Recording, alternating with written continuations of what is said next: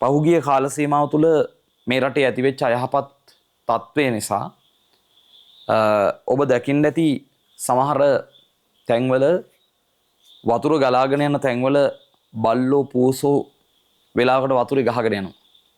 ඔබ දකින්න ඇති අපේ රටේ මිනිස්සුන්ව විතරක් නෙවෙයි සමහර මිනිස්සු අපේ රටේ ඉන්න සත්තුත් බේරගත් අවස්ථා අපේ ඇස් දෙකට දැක්කා. ඒක පුදුම මහත්මා ගතියක්, මහත්මා ගුණයක්. ඒතර අපි දැක්කා ගෙවල් වල හිටපු සමහරක් විට බල්ලෝ පූසෝ වගේ සත්තු ගෙවල් වල නිවැසියන් හිමියන් තමන්ගේ ජීවිතේ පවා අනතුරකට ලක් කරලා බේරගෙන උන්වත් අරගෙන තමයි සමහර අවස්ථාවල ගියේ.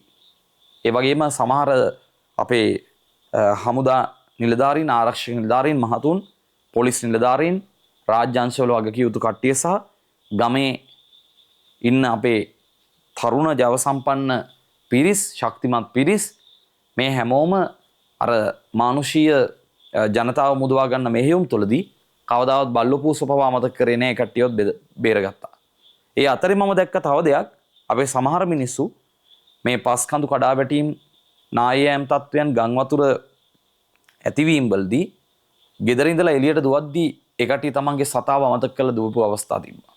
අපි දැක්ක සමහර හිත වාව ගන්න බැරි සංවේදී දර්ශන, සමහර බල්ලෝ පූසොන්ව ගෙවල් වල දාලා ගියපු නිසා උන් ඒ ආපදා තත්වයට ගොදුරු වෙලා මරණයට පත් වෙලා තියෙනවා. ඒකේ හිත ඛේදවාචකෙනම් පත් කරන මම දැක්ක සංසිද්ධියක්. ඒක බල්ලෙක් මිනිස්සු ගෙදරින් එළියට යද්දී ගැට ගහලා ගිහිල්ලා තියෙනවා කණුවක. ඌව ලිහලා ගිහිල්ලා නැහැ. ඒතර ගම් වතුර තත්වයේ තුලදී ගම් වතුර ආවා. බල්ලා ලිහලා ගිහිල්ලා තිබ්බේ නැහැ. බල්ලට යන්න බෑ. ලිව්වනම් බල්ලා කොහොම හරි උගේ හැකියාව මත කොහේ හරි තැනකට ගිහිල්ලා ආරක්ෂා වෙනවා. නමුත් බල්ලට යන්න ලොකු දුරකුත් බෑ. අර දන්වැල කොට නිසා ඌ දන්වැලට ගැට ගහලා තිබ්බ නිසාම එහෙම්ම මැරලා ඒ මඩ අතර හිර වෙච්ච දර්ශනයක් දන්වැලේ ඒ කණුවේ ගැට ගහලා තියෙද්දිම අපි දැක්කා. ඉතින් මම ඒ නිසා හැම අනුසෙට්ටම කියනවා අපේ රටේ ජීවත් වෙන මිනිස්සුන්ට බහුතරයක් ඇත්තටම තමන්ගේ ගෙදර හදන සතාට පට්ට ආදරේ සත්තු ඇති කරලා හදලා බල්ලා තමන්ගේ පණ වගේ ආරක්ෂා කරනවා. සුළුතරයක් නමුත් තමන් ගෙදරට සත්තු හදන්න ගිහිල්ලා නමුත් ටික දවසක් යද්දී තමන්ගේ වැඩ කාර්යයත් එක්ක සියල්ල අමතක වෙලා සත්තුන්ට කණ්ඩ දෙන්නෙත් නැහැ, බොණ්ඩ දෙන්නෙත් නැහැ, සත්තුන්ව පිරිසුදු කරන්නෙත් නැහැ. සතා ඔහේ නිකන් අර පෙරේතෙක් වගේ ඔහේ දාලා තියෙන අවස්ථා අපි දැකලා තියෙනවා. ඒ නිසා මම පැහැදිලිව කියනවා ඔබ ගෙදරක සත්තු හදනවා නම් ගෘහාශ්‍රිත සතෙක් ඔබට පුළුවන් නම් විතරක් ඒ සතා හදන්න. ඔබට ඒ සතාට අවධානය දෙන්න, එයා සතාව ආදරෙන් බලා ගන්න, සතත් එක්ක බොහොම සමීපව කටයුතු කරන්න. ඒ කියන්නේ එතන සමීපව කටයුතු කරන්න කියන්නේ මම සතත් එක්ක ගිහලා බුදිය ගන්න කියන්නේ නැහැ. නමුත් සතත් එක්ක පොඩ්ඩක් සතාට තේරෙන විදිහට උට අවශ්‍ය කෑම ටික දීලා උගේ විස්තර ටික බලලා එහෙම දේවල් කරන්න බැයි නම් සත්තු හදන්න එපා. හරි?